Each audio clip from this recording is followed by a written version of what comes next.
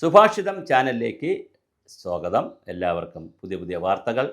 ഇന്ന് നമ്മൾ മറ്റൊരു ആഗോളതലത്തിലുള്ള ഒരു വാർത്തയാണ് പറയുന്നത്. ഇസ്രായേൽ എന്ന് പറയുന്ന രാജ്യം വലിയ അധ്വാനികളുടെ രാജ്യമാണ്. അവർ വല്ലാത്ത രൂപത്തിൽ മണലിൽ, അതായത് യാതൊരു സാധ്യതയുമില്ലാത്ത സ്ഥലത്ത് കൃഷിയിലൊക്കെ അത്ഭുതങ്ങൾ സൃഷ്ടിക്കുന്നവരാണ്. കേരളത്തിൽ നിന്നൊക്കെ അവിടെ പോയി ആളുകൾ പഠിച്ചിട്ടുണ്ട്. ഇവിടെ നമ്മുടെ കൃഷി വകുപ്പൊക്കെ പോയതാണ്. പഠിച്ചിട്ട് വന്നിട്ട് ഇവിടെ എന്ത് ചെയ്തു എന്നുള്ളത് വേറെ വിഷയം. പക്ഷേ പോയി പഠിച്ചു. എന്തായാലും വലിയ ആവേശത്തിലാണ് അവിടുത്തെ ജനത. എപ്പോഴും അവർ അധ്വാനിക്കുന്നവരാണ്. വനിതകൾ, ഒരുപാട് സ്കോളേഴ്സ് ഉണ്ട്. വല്ലാത്തൊരു രാജ്യമാണ്. അവരുടെ ഹമാസിനോടുള്ള അല്ലെങ്കിൽ ഇറാനോടുള്ള സമീപനത്തെക്കുറിച്ചൊക്കെ നമുക്ക് വേറെ അഭിപ്രായമുണ്ട്. അത് അതിൻ്റേതായ രീതിയിൽ നിൽക്കട്ടെ. പാലസ്തീൻ വിഷയത്തിൽ അവരുടെ അഭിപ്രായങ്ങൾ, അത് മറ്റ് വേറെ ചില വിഷയങ്ങൾ അതിനകത്ത് വന്നിട്ടുണ്ട്. എന്നാൽ പോലും തീർച്ചയായിട്ടും ഇന്നലെ കഴിഞ്ഞ ദിവസങ്ങളിൽ ഖത്തർ ഇതിനകത്ത് കിടന്ന് കളിക്കുന്നുണ്ട്. ഒരു കാര്യമില്ലാത്ത കാര്യത്തിലാണ്. പക്ഷേ ഇസ്രായേൽ അതിന് കറക്റ്റായിട്ട് തിരിച്ചടി കൊടുത്തു. ദോഹയിലെ ഖത്തറിൻ്റെ തലസ്ഥാനം ദോഹയിലെ ഹമാസ് നേതാക്കളെ ടാർഗറ്റ് വെച്ചുകൊണ്ട് എയർ സ്ട്രൈക്ക് നടത്തി ഇസ്രായേൽ.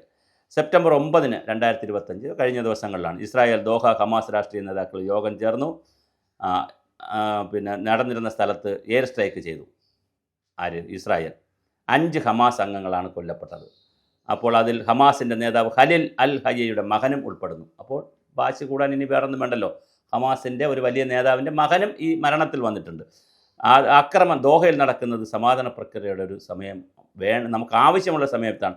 ഹമാസും ഇസ്രായേലും തമ്മിൽ അമേരിക്കയുടെ ഇടപെടലോടുകൂടി സംയുക്തമായ സമാധാന തർക്കം അവസാനിപ്പിച്ചിരുന്നൊരു ചർച്ച ഉണ്ടായിരുന്നു. ഖത്തറും ഇസ്രായേലും തമ്മിൽ അമേരിക്ക ഇടപെട്ട് ഒരു ചർച്ചയൊക്കെ നടത്തി അവരൊരു പരുവത്തിന് വന്നതാണ്. പക്ഷേ വീണ്ടും അത് വളരെ പ്രധാനമായി. ഖത്തർ സർക്കാർ വീണ്ടും ബഹളമുണ്ടാക്കുന്നു. അവർ ഇടയ്ക്കിടയ്ക്ക് വന്ന് ചൊറിയും.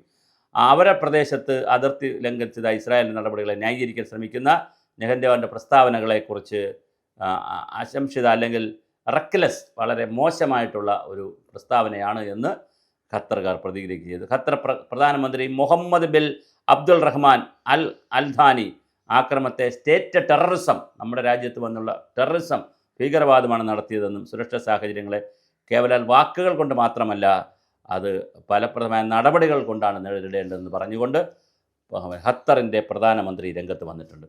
ഗൾഫ് രാജ്യങ്ങളിൽ ഖത്തറിലുണ്ടാകുന്ന ഈ ഒരു അരക്ഷിതാവസ്ഥ വലിയ ഒരു സുരക്ഷാ പ്രശ്നം ഗൾഫ് രാജ്യങ്ങളുണ്ടായിട്ടുണ്ട്.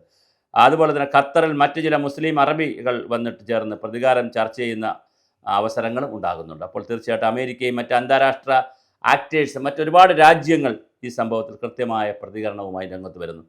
സുരക്ഷാ പ്രവർത്തനങ്ങൾക്ക് നിയന്ത്രണത്തിലുള്ള ആശങ്കകളുടെ പ്രശ്നങ്ങളുമുണ്ട്. എന്തായാലും ഇസ്രായേലിൻ്റെ വാദം, ഇസ്രായേൽ പറയുന്ന മറ്റൊരു കഥയാണ്. ഖത്തറിൽ ഹമാസ് നേതാക്കളായിരുന്ന അവർ അവിടെ ഇരുന്നു കൊണ്ട് നമ്മളെ ഉപദ്രവിക്കാനുള്ള പ്രവർത്തനം നടത്തുന്നു. അതുകൊണ്ട് ഞങ്ങൾ അവരെ കൈകാര്യം ചെയ്യും. ഹമാസിൻ്റെ ആളുകൾ എവിടെ പോയിരുന്നാലും, അവർ പാലസ്തീനിലിരുന്നാലും ഖത്തറിലിരുന്നാലും ഏത് മുസ്ലിം രാജ്യത്ത് പോയിരുന്ന് ബഹളം ഉണ്ടാക്കിയാലും ഞങ്ങൾ അവരെ കൈകാര്യം ചെയ്യും. അപ്പോൾ അതിന് ഖത്തറിൻ്റെ മറുപടിയുമുണ്ട്.